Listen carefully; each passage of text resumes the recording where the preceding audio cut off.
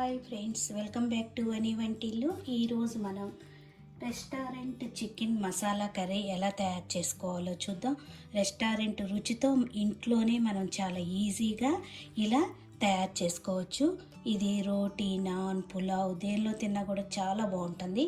ఒకసారి మీరు తప్పకుండా ఇంట్లో వాళ్ళకి ఇలా తయారు చేసి రుచి చూపించండి. మళ్ళీ కూడా కావాలని చేయించుకొని తింటారు, అంత టేస్టీగా అనిపిస్తుంది.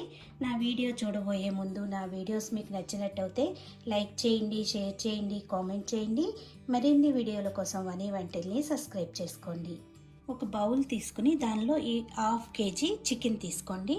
దీనిలో ఇప్పుడు 1/2 టీ స్పూన్ పసుపు, ఉప్పు, రుచికి తగినంత ఉప్పు వేసుకుందాం. 1 టీ స్పూన్ అల్లం వెల్లుల్లి పేస్ట్, 3 టేబుల్ స్పూన్లు పెరుగు,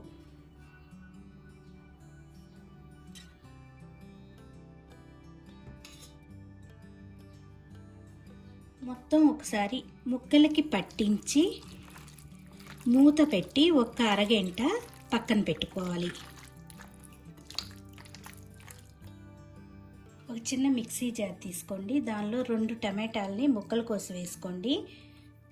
ఒక పచ్చిమిరపకాయని కొంచెం తుంచి వేసుకుందాం. 10-15 జీడిపప్పు ఒక 20 నిమిషాలు నీళ్ళల్లో నానబెట్టుకుని వేసుకోండి. ఒక గుప్పెడు కొత్తిమీర,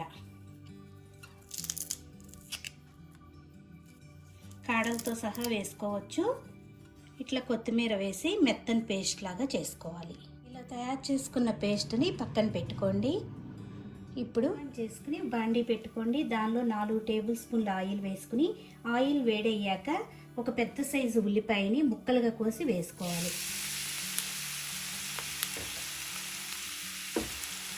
ఈ ఉల్లిపాయ కూడా బ్రౌన్ కలర్ వచ్చే వరకు వేయించుకోవాలి. కొద్దిగా వేగాక 1 టీ స్పూన్ అల్లం వెల్లుల్లి పేస్ట్ వేసి బ్రౌన్ కలర్ వచ్చే వరకు వేయించుకోండి.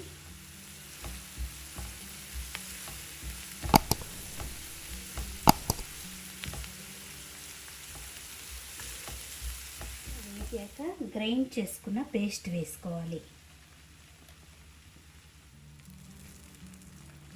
ఈ పేస్ట్ కొద్దిగా వేగనివ్వండి. వేగి కొద్దిగా ఆయిల్ పైకి వచ్చినప్పుడు దీనిలో ఇప్పుడు 1 టీ స్పూన్ కారం, మీ స్పైస్ని మీరు తినేదాన్ని బట్టి కారం వేసుకోండి. 1 టీ స్పూన్ ధనియాల పొడి, 1/2 టీ స్పూన్ జీలకర్ర పొడి వేసి మొత్తం ఒకసారి కలుపుకుని 1 నిమిషం వేయించుకోండి. దీనిలో మ్యారినేషన్ చేసుకున్న చికెన్ని వేసుకోవాలి.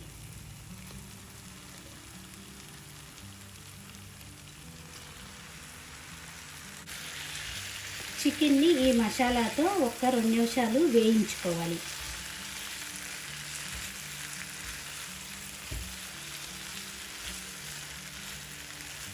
2 నిమిషాలు వేగాక ఒక గ్లాసు వాటర్ని వేసుకుందాం.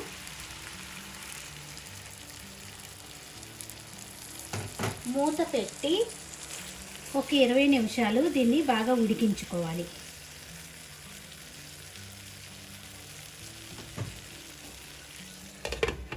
కూర చిక్కబడి ఆయిల్ పైకి వచ్చింది కదా, ఇప్పుడు దీనిలో 1/2 టీ స్పూన్ గరం మసాలా వేసుకోండి. సన్నగా తరిగిన కొత్తిమీర వేసుకుని ఇంకొక 2 నిమిషాలు ఉడికించుకోవాలి.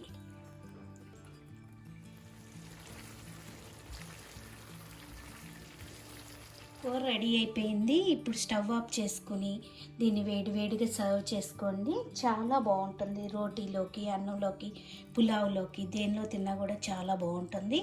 మీకు నచ్చితే తప్పకుండా ఒకసారి ఇలా ట్రై చేసి చూడండి. Thank you for watching.